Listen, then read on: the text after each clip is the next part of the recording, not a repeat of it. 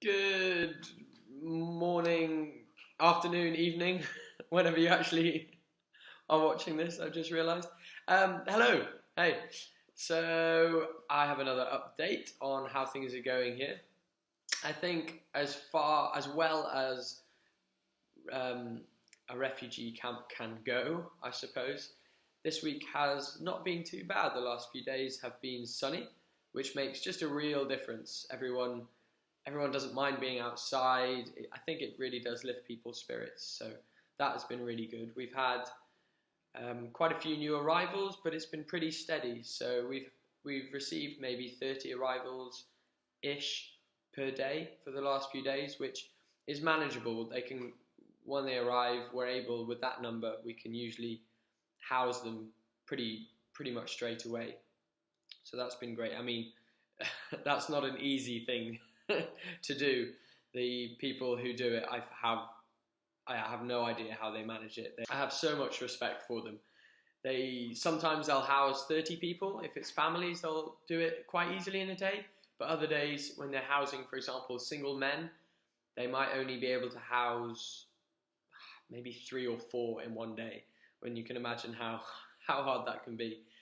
The reason being is because when they have to they try and find people, try and find accommodation with the same nationality, oh, for the same reason that being British, you'd probably want to be housed with British people because you'd have more in common with them than other countries. So whilst that sounds pretty logical and easy, a lot of the time people that are in the isoboxes don't want to make space for an extra person. They're cramped as it is, and so adding yet another person, they just don't want it, and so it makes it very difficult for the housing people to actually go about finding them a place to stay. So yeah, they do an incredible job. I definitely don't think I'd have the patience to do what they do. What have I been doing? There's, as well as housing, we have had women's clothes distribution this week. So yeah, as I mentioned in the last video, children's was last week, and now we've moved on to women's distribution, and that's going really well. I think it's amazing. They've converted this huge container into basically a shop with racks of jackets and sweaters going all the way down. And what I'd love to rep, I suppose, is the brand Zara. And I'm sure a lot of girls will be getting jealous at this moment, but Zara have donated, I would say, thousands of jackets to this refugee camp, and I can't thank them enough. I think it's incredible. I've seen some of the price tags on them, and they're up to €150, and they've donated boxes and boxes and boxes of them. I know this because I have to move them all. But I think it's great, and you see the women, wow, which one shall I take? And that's been really rewarding to see. Sorry, I had to stop the video because this light keeps flickering on and on and off. Thank you very much. And just went very black. So I'm by the door using a bit of natural light. And hope that will be better. So yes, clothes have been going really well. My other jobs have been making bunk beds, actually. We got donated a whole load of bunk beds to put in the isoboxes. So a lot of the places didn't actually have proper beds. We've just been giving them mats. So it's really nice. You go in with the bunk bed and they help us make it. And that's been really nice to give something positive. Because a lot of the time it's really tough.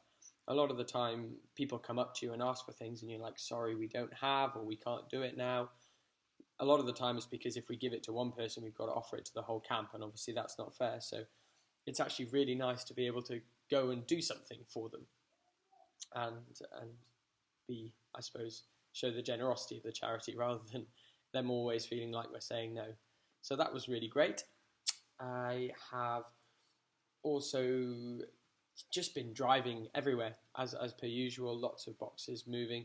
The other day I had to do a horrible job of discarding old smelly tarpaulins and tents and take them to the dump. So that was pretty grim, and actually had a really heartwarming story to it though. I was moving some of the poles and slipped one and it cut my finger, and so there was quite a lot of blood coming out, and mean, not huge, but you could see it over my hands. And this was out the back of the new arrivals area. So there's a fence between me and the new arrivals place, and I was just clearing up all that mess.